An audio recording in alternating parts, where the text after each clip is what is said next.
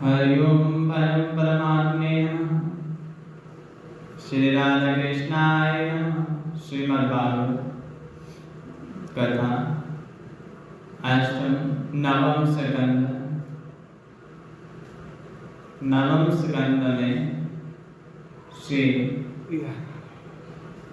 व्यासनंदन श्री महाराज सुखदेव जी कहते हैं कि हनुमान जैसा कृपालु देवता कोई नहीं हो सकता। किसी देवता का सतयुग में प्रताप है, किसी का द्वापर में प्रताप है, और हनुमान जी का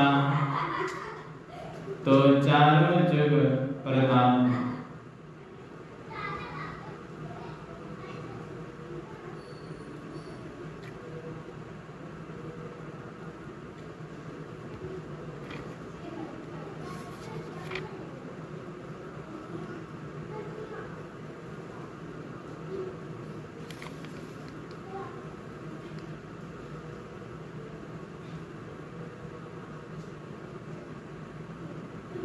हनुमंत जी लंका में पधारे। माता जानकी के उन्हें दर्शन हुए। उन्होंने प्रभु के द्वारा दी हुई मुद्रिका समर्पित की और लंका में आग लगाई और माता जानकी की चूड़ामणि लाकर रामचंद्र जी को समर्पित की। और भगवान राम बड़े प्रसन्न हुए। सारी सेना ने कूच करना प्रारंभ किया, प्रस्थान करना प्रारंभ किया और विभीषण की शरणागति हुई। राम जी ने विभीषण को अपनी शरण में ले लिया, क्योंकि श्रवण सुजस सुनिया हो प्रभु बंजन लो वीर, त्राहि त्राहि आरती हरण सरल सुखदर रघुवीर। राम जी ने विभीषण को अपने गले में भर लिया और विभीषण को मानो लंका का राजा गले से लगाकर वहां पहुंचकर युद्ध की बड़ी भीषण परिस्थिति। राम रावण का युद्ध हुआ तो राम रावण के समान ही है, और रावण के युद्ध की तुलना किसी और से की नहीं जा सकती। इसकी तुलना हो ही नहीं सकती। कुंभकर्ण का अवतार हुआ, लक्ष्मण जी को शक्ति लगी, हनुमान जी ने संजीवनी बूटी लेकर आए, बड़ा भीष्म युद्ध हुआ। राम जी की जितनी वानर सेना थी तन मन में राम जी की सेवा में जुट गई। रावण रति विरुद्ध रघुवीर, जे अद्भुत युद्ध है। रावण रथ पर बैठकर युद्ध करता है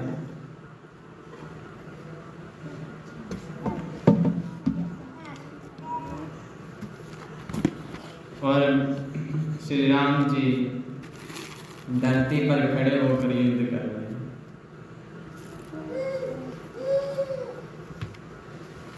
और विभीषण जी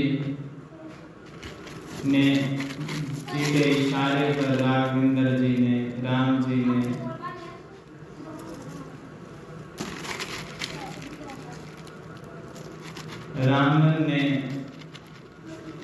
रावण की नाभि में जाकर तीर लगा राम का, और रावण का अंत हो गया। रावण का उद्धार कर दिया प्रभु श्री राम ने। देवताओं ने फूल बरसाए और अग्निदेव ने माता जानकी को राघवेंद्र को समर्पित करके कहा, मेरे समान और गंगा जल के समान निर्मल है, इसे स्वीकार करो। दशरथ जी ने स्वर्ग से आकर राघवेंद्र को राम जी को आशीर्वाद दिया और साकेत धाम में ले चले। और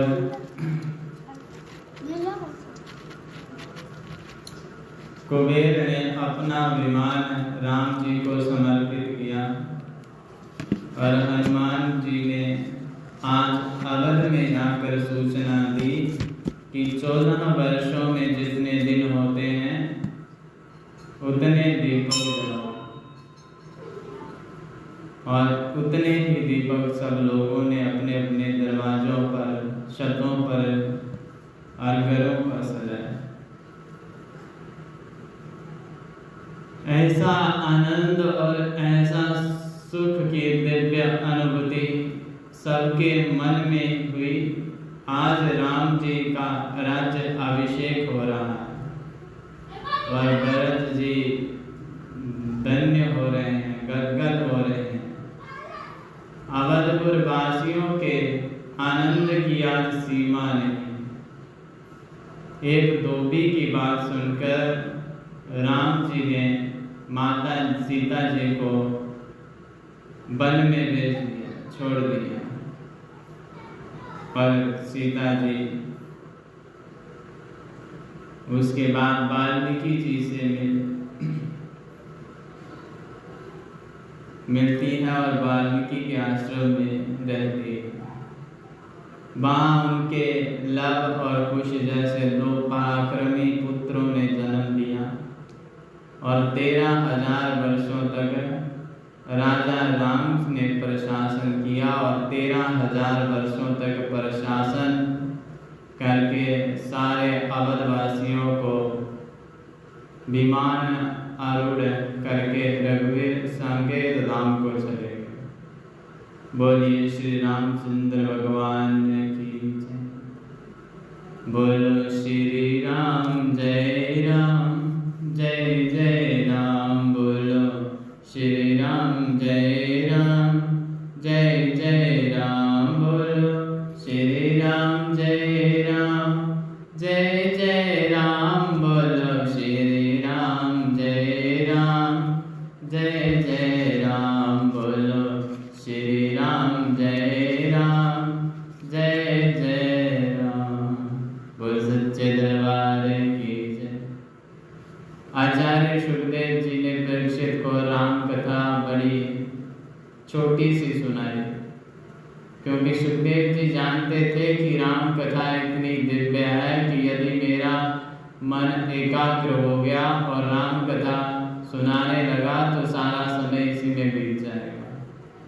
अभी आगे कृष्ण कथा सुनानी है, जिसके प्रति परीक्षित का विशेष लगाव है। परीक्षित को बहुत आनंद की अनुभूति हुई, परम सुख मिला। आचार्य सुखदेव जी कहते हैं, राजन, भगवान राम का चरित्र इतना पवित्र है और एक एक पहलू राम के चरित्र का ऐसा जीवन उपयोगी है और जीवन को सार्थक बनाता है।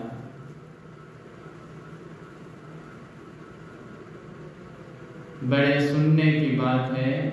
अब चंद्रवंश का निरूपण करते हैं। आचार्य सुखदेव जी श्री कृष्ण चरित्र की भूमिका का वर्णन करते हैं।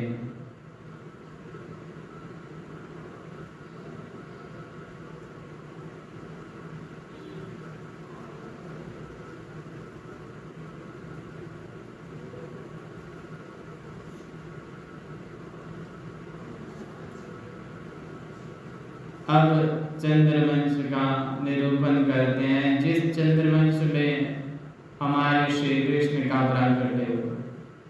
कैसा प्यारा वंश है।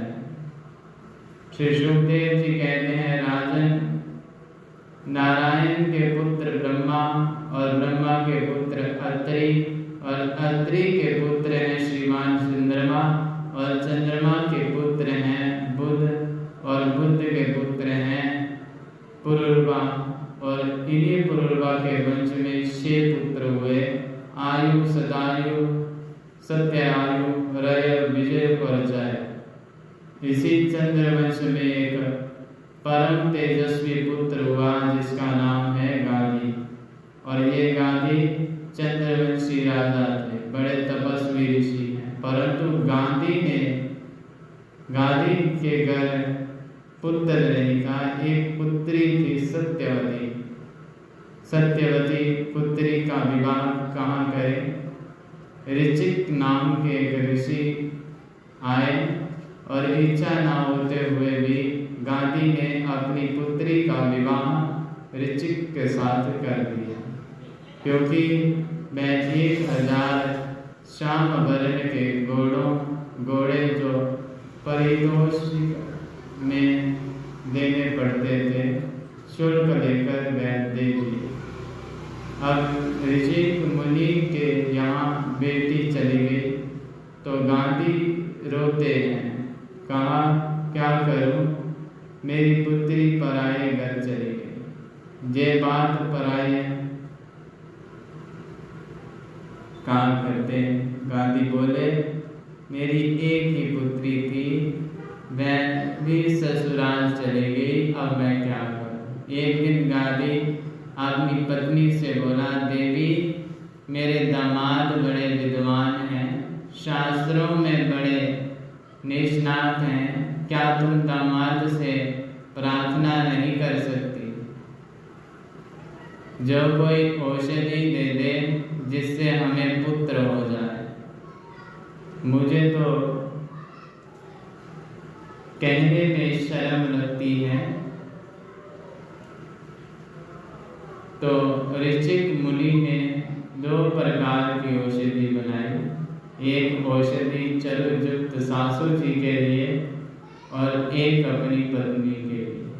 अब सासू जी के लिए जो चरु बनाया उसको पत्नी ने खा लिया और पत्नी वाला सासू जी ने खा लिया, अदला बदली कर दी। इसलिए सासू जी के जो पुत्र हुआ वो क्षत्रिय होने पर भी ब्राह्मण हो गया और जिसका नाम है विश्वामित्र। विश्वस्य अस्मान्तात् मित्रः विश्वामित्र। ऋचिक मुनि के यहाँ जो पुत्र हुआ उसका नाम है जमदग्नि। और कौन नहीं जानता जमदग्नि का नाम? जमदग्नि का नाम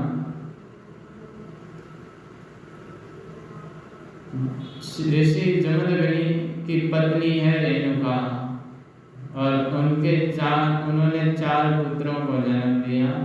उन 4 पुत्रों में सबसे छोटे हैं परशुराम जी। और परशुराम पिता की आज्ञा को बहुत मानते थे। एक बार तो पिता की आज्ञा मानकर भाई और माता जी को मार दिया, और लेकिन पिता के महत्व को जानते थे, इसलिए सबको जीवित करा दिया।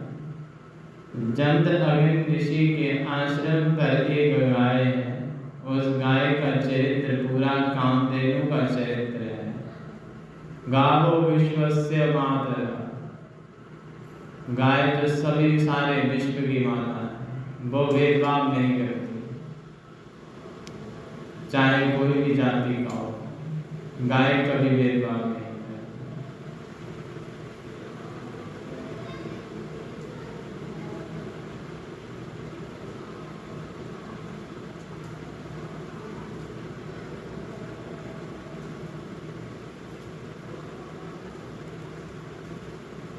इसलिए हमें गायों की सेवा करनी चाहिए। और जमदग्नि के आश्रम में जो गाय है, उस गाय की सेवा का प्रताप क्या है? यदि 50,000 अतिथि एक साथ आ जाए तो जमदग्नि उस गाय के प्रताप से सबकी सेवा कर देते हैं। सहस्त्र अर्जुन मारा गया। जमदग्नि ने कहा, बेटा तुमने अच्छा नहीं किया, राजा की हत्या कर दी। जाओ चारों धाम की पैदल यात्रा करो। परशुराम जी चले गए और पैदल यात्रा में, और सहस्रा अर्जुन के पुत्रों ने जमदग्नि को मार दिया।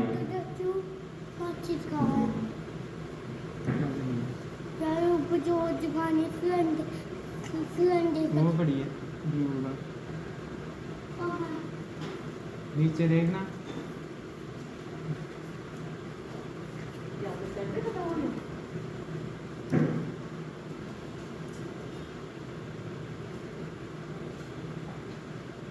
और महात्मा परशुराम की माता छाती पीट पीट कर रोती है। परशुराम जी ने भुजा उठाकर प्रतिज्ञा कर दी, जिस राजा ने मेरे पिता महाराज का वध किया है उसके वंश को मैं 21 बार क्षत्रियों से रहित कर दूंगा।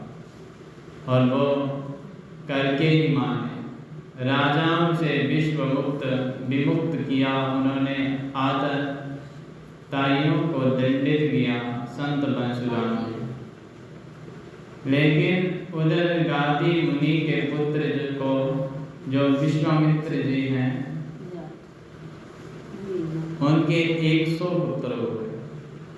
और इसी वंश में आगे चलकर एक राजा हुए जिनका नाम है नहुष। और नहुष महाराज के 6 पुत्र हैं, जाति, जति, जजाति, संजाति, आयति, विजति और कृति। इनमें जजाति नाम के जो दूसरे नंबर के पुत्र हैं उन्हीं जजाति का विवाह देवयानी से हुआ जो शुक्राचार्य की पुत्री थी। और उन्हीं देवयानी के गर्भ से एक बालक का जन्म हुआ जिसे हम जदु कहते हैं। और जदु वंश में मेरे श्री कृष्ण प्रभु का जन्म हुआ। और राजा ने कहा, महाराज देवयानी तो ब्राह्मण की पुत्री है और राजा जजाति क्षत्रिय है, फिर इनका विवाह कैसे होगा? सुखदेव जी बोले, देवयानी अपनी सहेली के साथ गई थी जल विहार करने। सहेली जो राजकुमारी शर्मिष्ठा है उसने जल्दी में भूल से देवयानी के वस्त्र पहन लिए और देवयानी ने उसको बुरा भला कहा तो शर्मिष्ठा ने देवयानी को कूप में डाल दिया।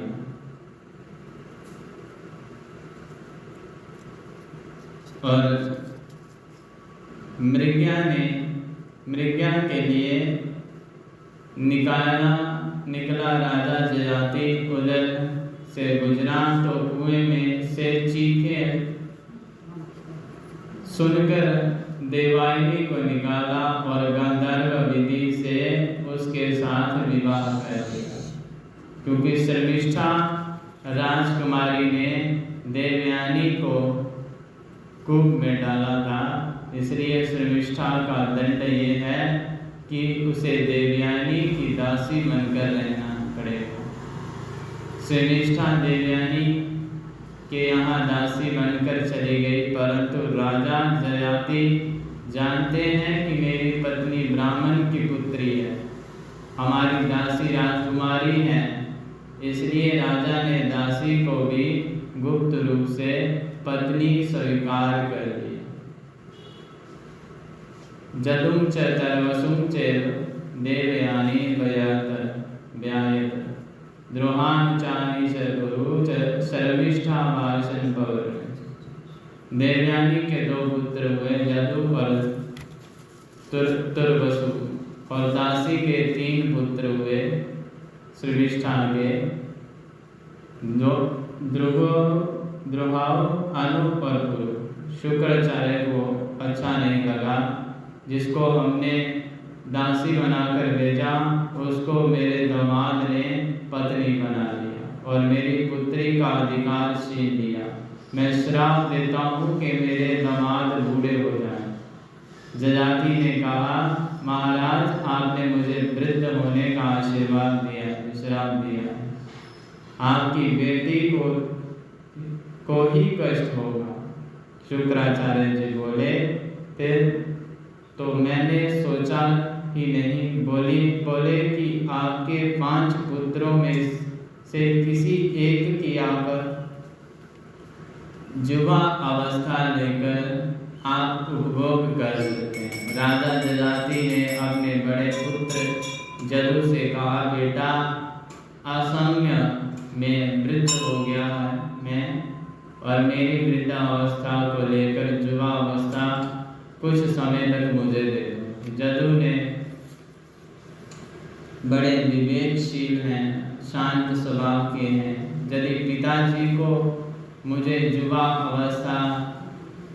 मैंने युवा अवस्था दी तो मुझे मात्र संबंध का दोष लगेगा, लेकिन छोटे पुत्र ने अपनी युवा अवस्था पिता को दे दी और बेटे की युवा अवस्था लेकर पिता ने 1000 वर्षों तक सहवास किया, और परंतु मन आज भी उसका तृप्त नहीं है। और 1000 वर्ष जब काम में पड़े हुए उन्होंने व्यतीत कर दिया, फिर भी उन्हें तृप्ति नहीं हुई, तो जयाति महाराज के मन में बड़ी शर्मिंदगी हुई। एक दिन राजा जयाति ने आंखों में आंसू आ गए और सोचा, कितना बड़ा पापी हूँ मैं, मेरे जैसा पापी जीव कोई संसार में हो ही नहीं सकता। परमात्मा की विशेष कृपा का फल ये है, मानव शरीर है। मैंने अपने पुत्र की युवा अवस्था लेकर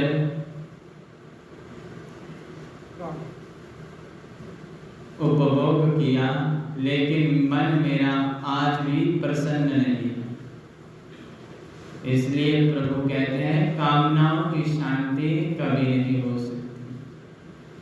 जलती हुई अग्नि में जितना मर्जी घी हम डालें तो अग्नि कभी शांत नहीं होगी। और ऐसे ही मन को, इंद्रियों को जितना खुला छोड़ेंगे उतना ही फंसते जाएंगे। शरीर का फल केवल विषयों को भोगना नहीं, इंद्रियों को अपने वश में करना चाहिए। और भगवान भागवत में लिखा है कि 1 मिनट भी परमात्मा के बगैर आपका नहीं निकलना चाहिए, तो उसके लिए पश्चाताप करना चाहिए। 1 मिनट प्रभु के चिंतन के बगैर ना निकले।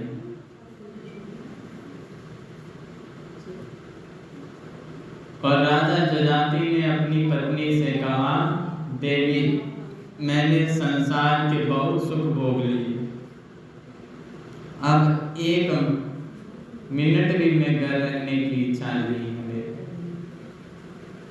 इसमें कहीं सुख नहीं है, ये तुच्छ है। 1 क्षण भी मैं घर रहना नहीं चाहता। आपने छोटे पुत्र पुरु को बुलाकर कहा, बेटा अपनी युवा अवस्था ले लो और अपनी वृद्ध अवस्था लेकर जजाति जंगल में चले गए। आचार्य सुखदेव जी कहते हैं,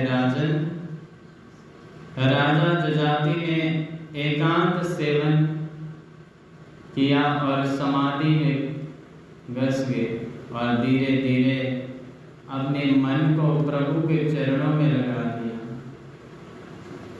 और परमात्मा के धाम को प्राप्त कर लिया। श्री सुखदेव जी कहते हैं, राजन, जयाति के जो सबसे छोटे पुत्र पुरु हैं ना, इनका वंश बड़ा अद्भुत है। और इन्हीं पुरु महाराज के वंश में आगे दुष्यंत हुए और करुणा के सागर हैं दुष्यंत। इनकी पत्नी शकुंतला ने परम पवित्र बालक को जन्म दिया, जिसका नाम है भरत। और इन्हीं भरत महाराज के वंश में आगे चलकर रंती देव का जन्म हुआ। और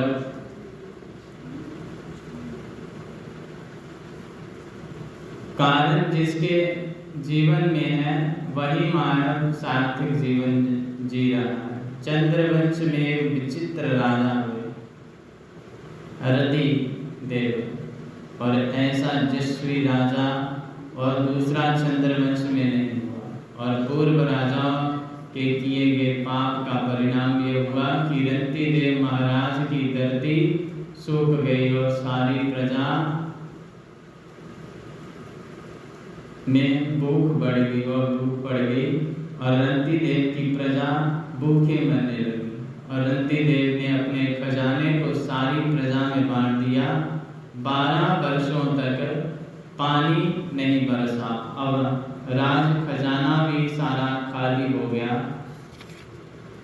सुखदेव जी कहते हैं, परीक्षित ऐसी परिस्थिति में एक दिन आगे राजा रंतिदेव और रंतिदेव के विशाल भंडार में 250 ग्राम चावल बचे, 1 पाव चावल बचे।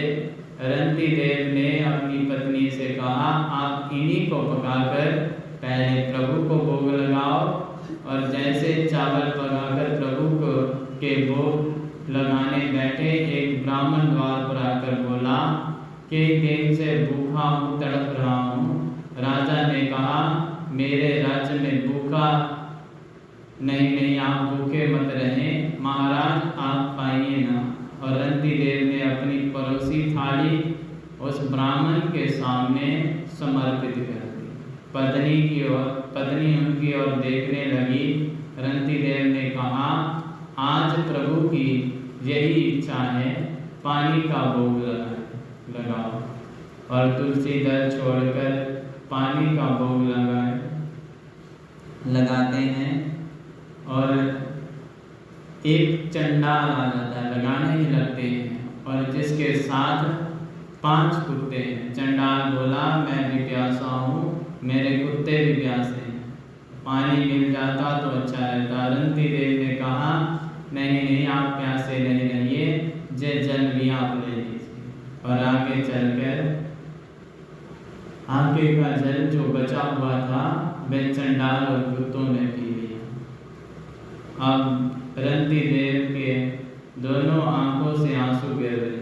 हाथ जोड़कर रंतिदेव ने ऊपर की ओर देखा और कहा, हे प्रभु, यदि तुम मेरी वाणी को सुन रहे हो तो मेरा एक वचन है, मैं आपसे ही प्रार्थना करता हूँ। रंतिदेव ने कहा, हे प्रभु, मुझे स्वर्ग नहीं चाहिए, मेरे मन में आपके धाम जाने की आकांक्षा नहीं है, मेरे मन में सारी सृष्टि का राज्य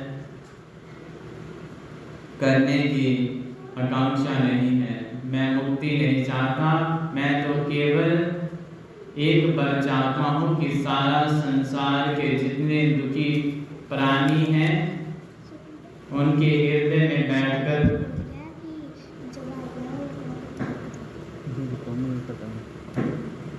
उनको देखकर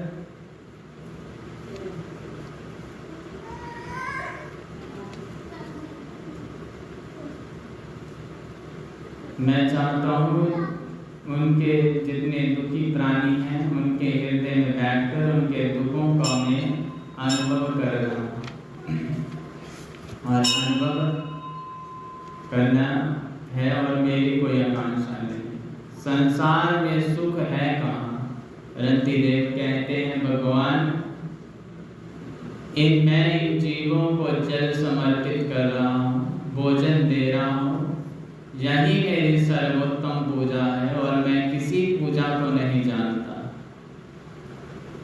हे परमात्मा, इतना प्रदान करो कि मैं भी भूखा ना रहूं और मेरे घर कोई भी जो आए वो भूखा ना जाए। और परमात्मा प्रसन्न हो गए। आकाश की ओर रंतिदेव की प्रार्थना कर ही रहे थे कि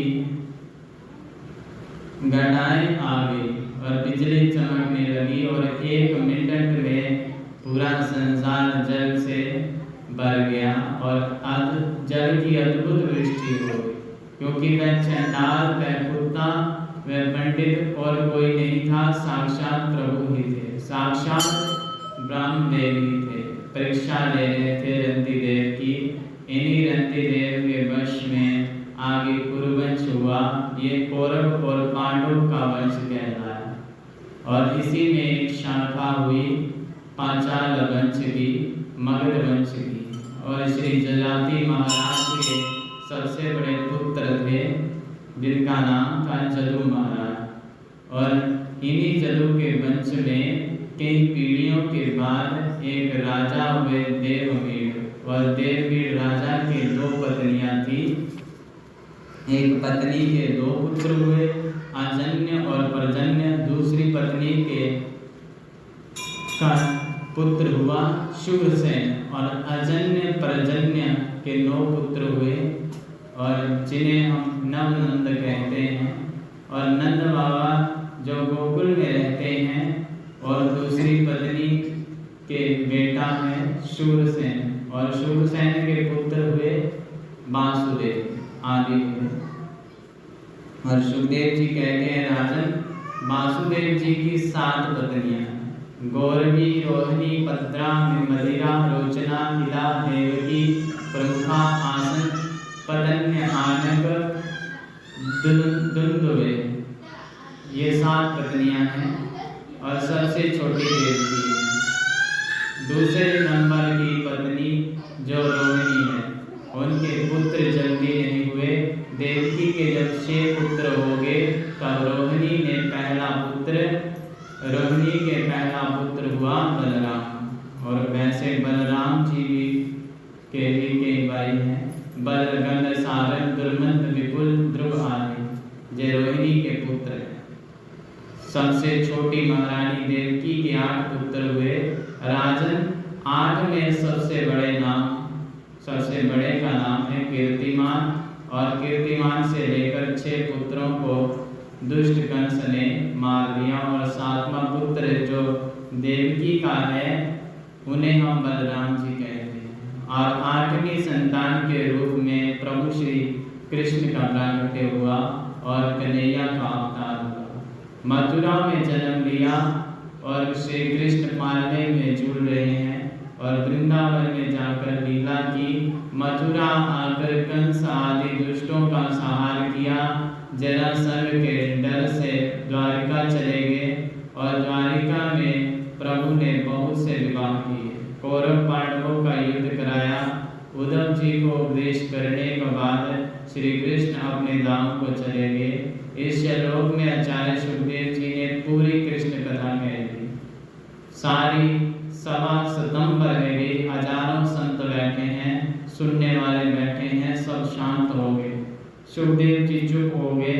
अब राजा परीक्षित सुखदेव जी के चेहरे की ओर देख रहे हैं, सुखदेव जी के मुखार बिंद को देख रहे हैं। बोले, गुरुवर हो गई कृष्ण कथा। सुखदेव जी बोले, हाँ अभी तो सुना दी मैंने कृष्ण कथा। राजा बोले, पूरी हो गई कृष्ण कथा। सुखदेव जी बोले, हाँ हो गई। तो आपने जो चंद्रवंश और सूर्यवंश में सुनाया, परीक्षित कहते हैं, मुझे बहुत अच्छा लगा, लेकिन कृष्ण कथा सुनाने में आपने कंजूसी कर दी। और गुरुजी आप मुझे बिल्कुल ये कथा बिल्कुल अच्छी नहीं लगी।